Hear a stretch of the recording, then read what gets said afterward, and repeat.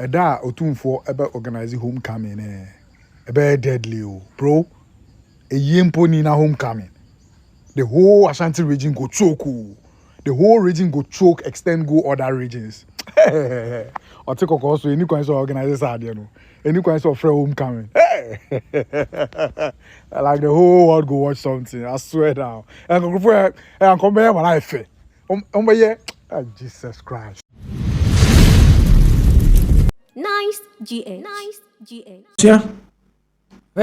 Ya kan sem bi se ewiase de dom na nisa de osonta krache me de se Dormaahene beka sa wie ya no Nkoranza for na sorry almost fire. I'm happy, very very happy about this.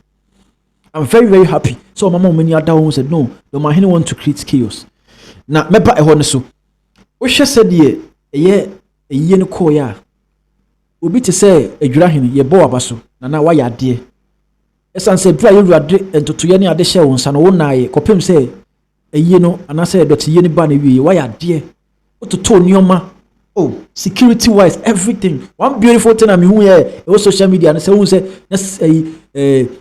security personnel baako army man bi gina bro sign so no so monitor crowd no, and it's beautiful, very very beautiful. Say ihu bibi sa ni nyina basobode no enkoma na namampo hene o ya ade o ya adwuma toto nioma kama ma oh enkoma adwurahene sorry adwurahene o je adwuma na mo pia wa ya ade na chese na efekwa inti osha amafo bebre comment obi say na eyimponi ne ada yewura ebe organize homecoming de ebe west ebusu also say yewura organize homecoming na so organize o de yenti amafo comment on this no de amafo si comment yenti ma Eda otumfo ebe organize homecoming ebe deadly bro. A yempo na homecoming. The whole Ashanti region go choke. The whole region go choke, extend go other regions. Or take also any kind of organizers are there no. Any kind of free homecoming. Like the whole world go watch something. I swear down. And come here my life. Jesus Christ. Na bakwa medeka ho. I mean, we hear the ekoso nyina one of the unsung heroes. Adwurahene very more say hwede. Won say bro mo ba hemfie no. Asantehene nyina ewura. Eka kire na mampo hema ne adwurahene very more say hwede say. Omo nkoye no mo ntoto akire. Na odi efo ne bu so Asantehene nyina rade ade ahya wonza no aye ntro kan be yesa. Ti adwurahene very more say hwede na chairman de ma planning committee no nfo ina hodo de ba. Okay. Wono ana ohwe ne committee no tutu nyoma nyina. And free na no fear do mo hyase no nani amonadwe wa anada so tempentin kwa na nyese bi o ma instruction say wono aginem omo hihye nkonye ogina ho omo yewe ogina ho omo yewe ogina ho omo yewe ogina ho no ma kyese enya asem ketwa eti enra ohwe security details ahodo a eba ho no mo we mpanimfo ahodo the whole Ghana na Ghana nyina wo mampon. And this particular man or that way, an arrangement ni na one odi ani mu ni mpanimfo eyeye. Enwa na mahama bi do no. Ai. To ka say o man ni na wo. No man ni na wo. Odika. Okay. We man pani wo ho no mo. Former presidents mi ni na wo ho. Top political party yi nyina so gina. O mu nyina wo ho no mo. Business guru susu wo ho. O mu nyina wo ho. Okay. And boss ko fi obukra ba. Mabunu susu wo ho. Mabunu wo ho. Ana Asantehene nyina ewura. Eso wo ho no mo. Mefi kra. Asantehene nyina ewura wo ho no mo Asantehene. Asantehene so ye more than half of Ghana. So they say, the Asantehene wo mampon. So they say, Sado me ba nyina. E Adwurahene very more say the coordination bibia na de na bem. And obi e won Adwurahene no. Or security expert. Obi a was serve at the office of the vice president since JJ Abreso. Over 2 decades of experience. 20 years. So they say, Omampeni JJ Abreso na a protocol officer, office of the vice president. Obesumo Omampeni Mills Abreso. Obesumo Omampeni Mahama Abreso. Omampeni Kufu Abreso Obesumo. Omampeni Mills, Omampeni Mahama Nanado. Wow. To date. So what you say? Inti ba bambo hu nsem ne se yanto to nioma was actually ASANTEHENE was Asante Home Traditional Council. Enti obi obebe or where se hye the esi ko bia no organizers here ya so after event you know man for din komo no bia even on social media platforms na you streaming at the live near the no obi be able to say who led the organization and where bro ASANTEHENE ba ye so msi bie kwan mo ASANTEHENE na onya kwan ko ho che bibia o mampanimfo ba ye bebi obi abetra o ma hye kama obi en bebi o tan bibia wo gina amai hene do ba ye nyina. So the unsung hero, a Johnny Belmore said, the Yemon Abaso, no quasimony, or the expertise, baya, wabwapa, ya, and ye as some ketwakra. Okay. It's Major Belmore said, was smart Santamai, na, I think so, the say, your Bonabaso, say, why ye amano, I fe. It do all man, and none will be a very mad, Ojan and Nasosa, minim sending no bit, and the Premier so better. Visobasa Rechi, now matter to you, man, a tree, when you're quite wagina home. And she a dragon. Asante man pardon Hene berema onkwaso berema onkwaso na yes ukoti amanfo atim say people are happy to see nyoma ekoso sapepepe na mamembra Dormaahene ensem unim say ebra eye ne koso yenim say all the time wo say ye roya ade bi opese ode ne wo fore shine nim ai you say ya che ne plans ni nyina. So this is what really happened. After a uni course no and oba bontina we cry you say where you say adentina bekum for because of me say adentina Nkoranza now no baby a peace asset to be person so abora ho because onim say ho nya kwan yenti ne nsem ne kakra nsa na mabade Nkoranza for kan yenti ma yenim say sampa go nyadra no nkade hye no ote so say sambo bia besi ne fie be edini go ona me gra na nkantia was madam for no obre na sawadamfo one no abo osiata fre e ko fie be ya aduanan opre bibi na wani mere na want energy so that energy na mu sente chire no bibi atucho ade court bebe ko sesi ni fie besiesi ni fia man kan semi aka but Sunday back out no na so for am yensa betesu no eye homai ba gitum na se bebogu wan yes ade we nti bi mama ye nka sa kan ne ba pa ho na ba gitu asiesi ni tum dia na ye na ne nti America hema akosi so ne se sampa hema ewo ho me ba bi an support no ye say hema no ye de ne court so ontimi ni ye mi akire sunya ne ba bogu ye kuma se ba bogu ye na sa o ya sam ko se bi nya nyema ne ba bo wasem bu na otewa asam o hu bi nyo ne ye nyema ajamadu antoso bi no ba no se ne nkoko kana Ghana ko bentie ni ye ne ba ka ne ba ka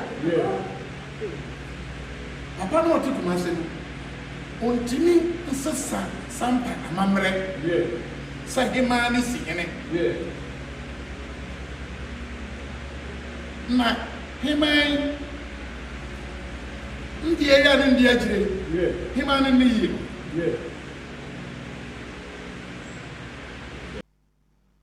yes ninsem na akoti no afi wohwe de Nkoranza fo ne ka utimu se o me say Dormaahene nka na nuntum and I agree with them.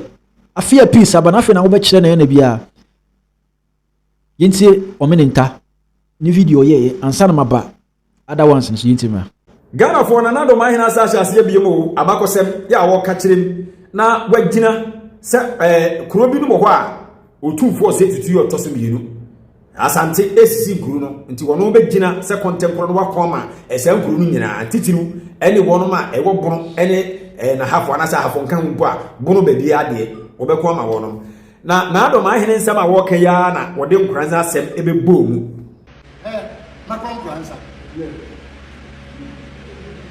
Nkoranza baba ko na kase en ba bebi ne ba free Asante a etiase na Nkoranza timi nya Asante bia Nkoranza class o hwe ko nya na ho na apono for abedi kan ba betena ho bi akonya ho ne nkonya ni nyina wo no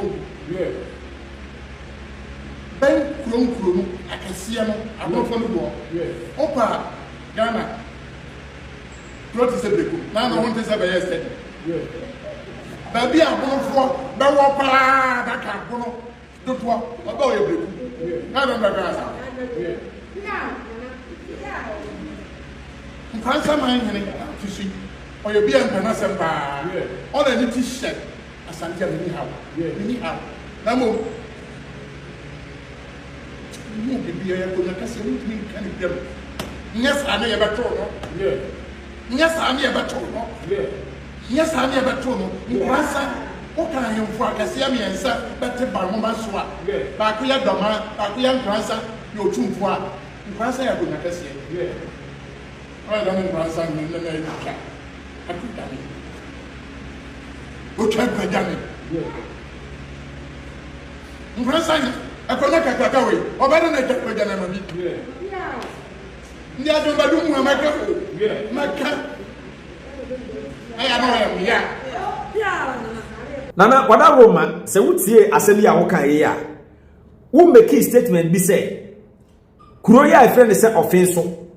Offenso hene enya hima na yi no meboa offenso hene no betna so hima na yi na mo ne hiem de ya pa bi obetima ye me de ngu se enkoyi asante fo baba nkan mo bono nya me ne baba ka ba se ma no be se we de obi ate aha this offenso hene enya hima na yi no a na Nkoranza man hene akotwa kwadware e de ama otumfo a ebia na wonim ye fi asem why nana woti bi efisa eduru ba bi no wo ba mu minim ni nyina but ti woti asem bi wonim ye fi asem na sade ye kuro masem kokoye no ye man hene akotwa kwadware ama Nkoranza adwo na mpuntuo ni kuro no bepagya na woda so kita na konwam se bafo adwa wo ye man hene no ye pe e chen se nka Nkoranza eho enya asudue te se de ene sampa akwakoye no sampa asem no de meba ho na wo de mayen focus on Nkoranza na no mete se ebinumo ede nsem circulate wo internet no so kase Nkoranza fo ejeje bayire yejeje we yetua to mepa cho de ka ase bia sen hu Nkoranza ye bono Nkoranza enya asante wae na eme de se wa o make statement bi akonwa no eye bafo adwa tie eye bafo adwa nti wo akasa o make that statement no say sa akonwa kese no ena esi efiri asante a Nkoranza baba ko na kase no ba be di ne ba free asante a etiase enti eme de se ho no wo gitum se bafo adwa no ena wo se efiri ba bia Nkoranza asase entimi nane asante asase Nkoranza ye bono oman hene na kwa bafo ye otoso nan wonim se wo ye bono ni na sade ye ye awo ankasa wo kan suma gya asem no na mpato ti ho ene wo musa akonwa no sema esesa no esuma gya hene man kasa on ne ye dia na piesi ananya sa no beka ena doma titro ntini ba kasa kasa ne ba sesa onye yi because esuma gya domafo mo kohwe we bi mayima abrofo no baba kire dada domafo yenchi kakra ye jai kuro ba ne no betima etu afiri kakra ye na bi baka ye yenchi ye tu firi ho ye no na baka esumega nti between 1640 kosi se esumega hene a odi kan ba ye ho kohwe ho se sa tabe to ko be da so ke esumega ho no ba mu se ba ko nyam ho do firi ba wa wo se wa wo kai se esumega na domafo bi wo ho aboa no enye ni bibi ni kanka bi a nka kawa enna de komu bepem sabre Nkoranza man hema ewo asase wa asante ban mu a ewo ni din ma yenim se nkuro bi no mo wa eye Nkoranza man hema na sase wodi anidie ma Nkoranza man hema se eye ni kuro eti eme de sa wo san yusu word bi se amamre eye mra amamre oye mra because of your mra bi no be constitution ba constitution no ochire emra a ogitum emra ogitum ni bi emene ya mamre ya mamre o ya mra na na du ba bi abinum na yine ne hema frew Can count in us as so. Then no for one. Anything in giant man. Position that coming in. I'm a sergeant make my position. As a sentiment. And to me position. International.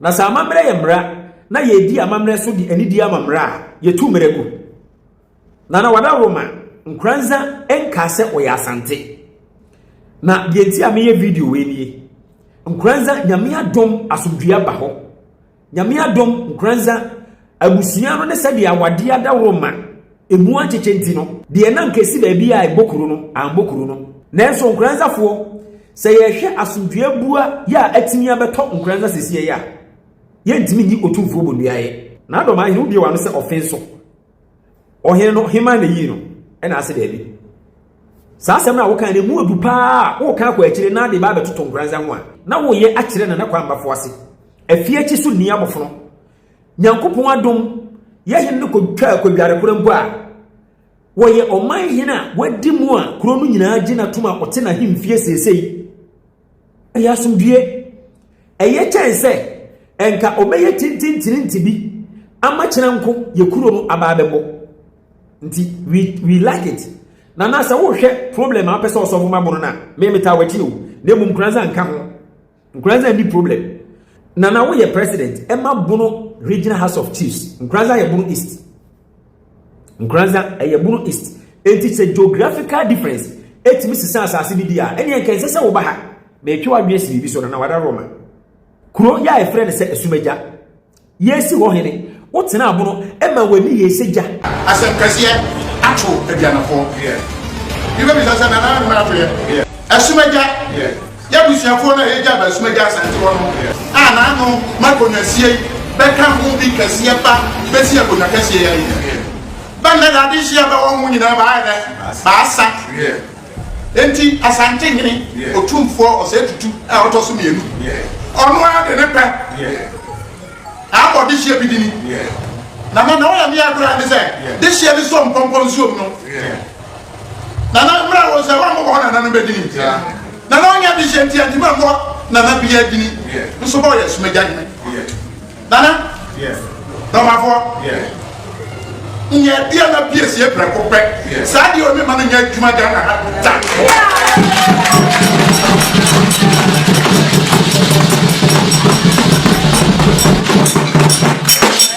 Biba kasa na ote fono baso bati asante na oba na no ma na nya adwuma odi kane mpasa bia muse adianafo ba bia sie ne me se sa bia ya ba ye no we onya mamre nwa ya no adianafo ye ntimi nka da bia da se esumeja ye dia Oba tiase. Toma ko oba tiase. Oba tiase. Enti mempa ne tro na mempa ne noa. Ade bi oba. Kipuo. Mema no te asante bo ku na kase. Ade no ye na achia. Ana mo bia esepata. Metu sa na mo yi. Sebe ya ye nchi na nyera nyera. Mesre me na na mambonyene. Titro asantehema neba no ontunufo na awura ndiem ne wa gogo ne wa kumawu heba hene ma bane ni ya ma mretimi mu gogo nyina ndi asem we dikane jawo me ma ba na otwe mi ma mte mu gogo ya ma ya de me fuma na mo ma pass me ja ni ade hie na ko ede ba ko hia na ma kan tire bia o ka se ade hie na san se ade hie san sababa nya bi mama na nya ye bo jasi ni bi ni a na ade hie bi akwa na ho no ye bo jasi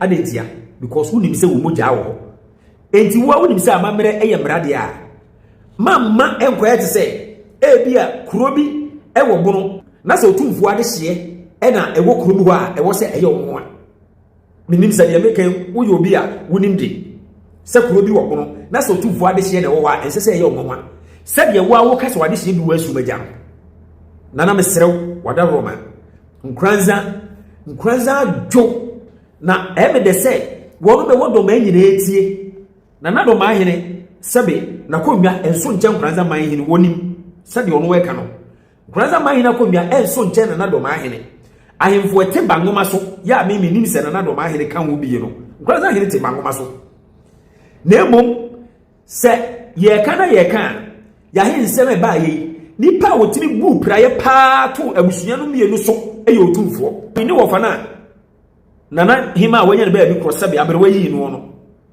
otumfo timi bu praye to wono nyina pampam ma wo bre wo ho ase e ma wo ye din ma abusunya na nkasa gina ho e kire se we na atena komia se ye pe na asem no sovo ye enti time wo se na nabafo atwa kodware e wo otumfo anim no na ye appreciation kese se anya hwe no wa man Nkoranza anjo de atoso biem na nabafo saye ye tugu mu no osabe sa kire Nkoranza man biem na nabafo wode ani die koma wotumfo na se de ahensie no koye na papa ne boa ma ya somdue ba ye nti ani die no ne koma no ena eyese nipa bia no ubenya pani bia bata wakonwa ho na asem ba waka se Nkoranza fo ye nhia otumfo a enkaja to ye fie ho nyame adom efie wadwonti yewura yeserew kuro ba ko pa menya enka abeboa ma asomdua ba ogusu a wo ye sampa asomdue ni ho ka ho asem awai Nkoranza de nyame adom asomdue wo ho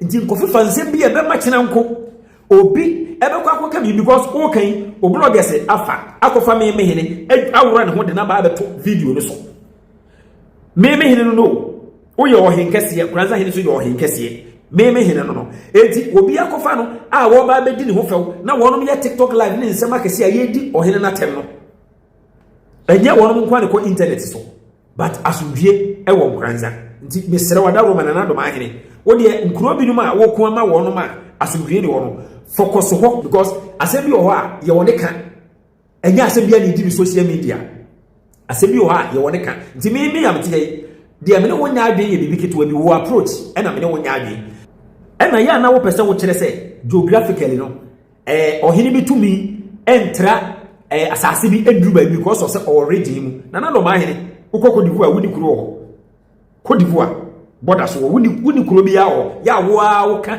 ekire ba bi a wudi wie no wakoda enti eho no de eye woni ASANTEHENE asem monka na ma ne srede ne se Nkoranza problem bi ani Nkoranza mahene edi na hene etwam de wo ka no kwadware na wo twae no eye kyen se nka Nkoranza ebeda ne se boko nyame adom wono mate ase ama ye kuro no afa ne ntuma pa afiri a mesere wonana wo de nkuro na aka na wo boa sade ye be ya abono so ye be gina na so yire ho nako na wada Roma Nkoranza de ye firim yes omene ntana akotie no e Mr. Ifa ono ne nsem o ka ne se Dormaahene nsem ni bia o keka no kra no onti ase kase obia no no ma wa be ka kire obi se o na me yese omo se omo ka bono omo nka se omo nka bono omo ka bono kasa na emom no se obi se osuma sante ne papa ne nka pese onye den confusion na pese o create no emfa yes emfa yenti another bono ni ba akoso no yenti ma. This post is not for everybody. I am speaking to those that are intellectually inclined, those that can appreciate Nyasasem Somotia. And I'm bon komo anapawe. It is a who's assess honor of you sebia. Uni Nyameka Ibia bit media making any meaningful contribution. Kindly pass because this is not for you. Again, I make a wasem. Any I bet me and when say for some time now, a year and Dormaahene. Any ASANTEHENE. Another Dormaahene to me about modern create some serious confusion about the Bonofoni Asante Fontem. Now I know that Makan wants some size or money who be or man Ghana still no Muntimini and Hoshe. Inti Nyameba Beke. You bet me the acquired dream of his bet me up one hour so be problem no once and for a while. Martina Siajun Mobusam who a question so many times say, what exactly could be the problem of Nana Dormaahene? I am unable to pinpoint anything. But also Libiana or Kana Semoa. As soon as you see Canona or can say ocean body mannerism, ocean posture, now showing facial expression, or can ASANTEHENE na Santia Semoa. Ayana, who you be a Sebi, Ojuni coach, no, this is not this has gone beyond chieftaincy and culture and all those things. Hatred that no she. Na baby a free banana minti me hunu. Na me gidi say they may back in some for the quiet drinking more. You bet me I am baby. I didn't know make sir. Nana akasa bebre amasisi o tan kese abeda asantefo ne bonentem. Na me nhye dan timi hu say e den potinere na nani problem dia because I say the me hu ne say oh nana no ye Bono Regional House of Chief President. And I am say one tears yes say sir if you know your president woman and go for do no or horse or musa only allegiance to Ohini Kasiebi. I want to believe that this is his major challenge. Intino there be an answer more canina equity womb. Intina me say Emre bia betwe matise yese na wo ka asante ho wo koya abrasantini bia amfa ne nsa aka ho nti se bibi nti se ofi se bibi kura na ekosotia obi wo ofi ho a I think that betimi no marshal ase adi nkomo bi na ne omu person me no mo so aye menya hwe se obi otumfo di tu akosi obi so na asante for di tu adu change obi meso no nti se ofi se na wo nka ho bi mu a I think say peacefully there's a way traditionally there's a way obi betimi atene ho na nya wo because me meti na do mama te wo no se we si wo si mu fura kwamu na se wo fura kwamu dia e ba ne se na na di wabada ne bono messiah. And what it means is that no crowd the asman now can say steady be about out recently say bunu nyina bi company e carbon na ede no mko ya asantefo say kasa na mo bi free kro bi so dia e na nanka wo so fura kwamu na de be say na de wo kan be enti mesere mu bunu Regional House of Chief no ahimfo na paramount we na wo honi na mu only allegiance to golden throne and can mesere say ho Ghana constitution it allow freedom of association say Regional House of Chiefs a statutory creation it is an etie dia mo am only allegiance to the golden throne nyina no anka mo so mo ntim ho e wo bono hono ano na mo so mo nyam House of Chief na mre bia monhwe mre bia betimi agovin mo ama musumanya mo autonomy ni bibia no musumaye se mo ye ne sa na se mo nkotena na Dormaahene House of Chief obia me gidi se sa ko ka ni na to betimi atwa enti mo pa mo menhwe ne anya ne sa yetimi ye ne sa e dia sumdwe kese bebre ye nyina ne asomo adwe once and for all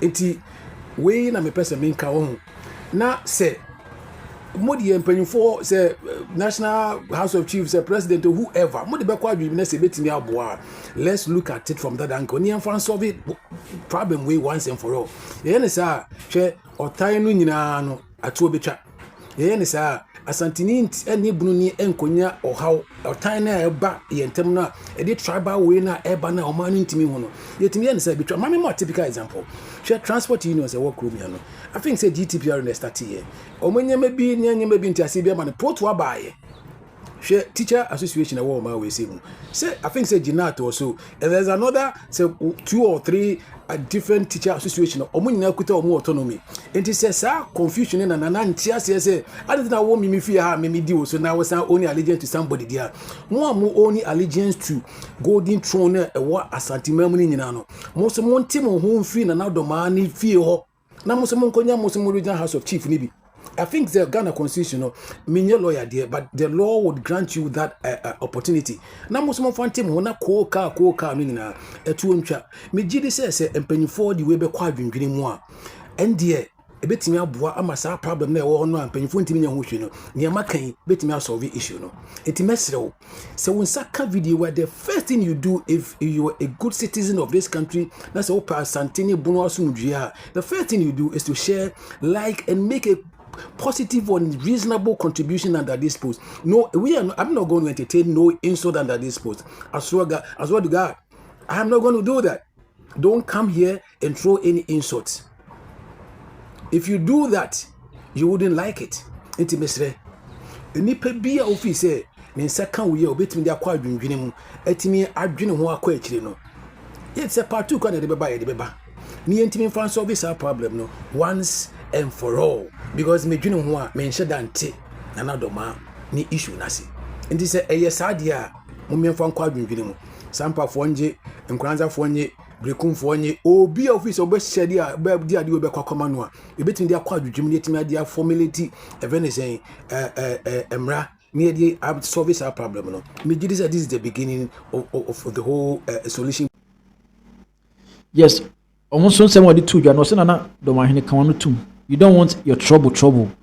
Stay out of this. Nana Dormaahene, stay out from Nkoranza. Let Nkoranza enjoy their peace. I will enjoy no. If you care to know, I'm enjoy my peace. You know, o many nyehu. Sa ne nsema omo so ye de two dwa. Na every day say o maba bontia ba be de abe church nsem aka nsem ma manfo hu say they are not in support of what Dormaahene is doing. No, many aje papa. I'm happy and I'm glad. Yes, I'm very, very glad. I'm glad. Na me to nsem ne so dia mawa. Unse ade bia na ye no. Yira e kan nsem say e wodo emre de ye ma obi ameso fansa na adwen ba Dormaahene so onse sa. Say to jo no ana na menya adwen busia. E to jo no a nti obi anu a me hu ne say anytime bia na any bibia be koso bia no na che so person de no for shining identity person de no for shine because ye be boy yura baso na yo abusia utusu say yura on fa anase onya Asante Home Coming na do you believe so wo dwen won say because said ye amafo si e kan utim say nka Home Coming bi ba before wo say na hwe say bi Asante Home Coming betimi abaso a na mo aja mo pese mo ba fie be hwa ade no so mutimi mbra fie wo sa ye hwe ne afengu akwam se betimi aka wia aboma enam de di kan ya mesro subscribe na share se de be ya me drop video bi a on sa betimi aka bi me da se o hwe mi makraw